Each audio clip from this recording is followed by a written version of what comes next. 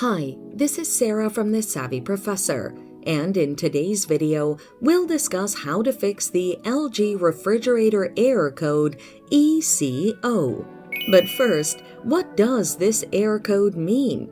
Error code ECO indicates a communication error from the appliance's main control board to another component. It is the appliance's way to request an inspection. The following are some of the causes of this error: temporary error due to unstable power supply, or a faulty mainboard or display PCB, or wire disconnections. Now, let's look at the best solutions to fix the error. Recycle the power to the fridge.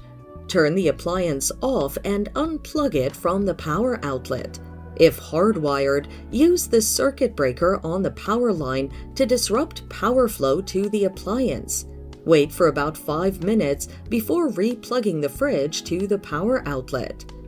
Product inspection. This intervention is complex and aims to ascertain where the error emanates from and subsequently fix it.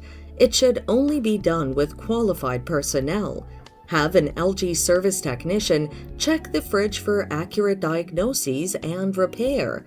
And that's it. Thanks for watching. Till next time.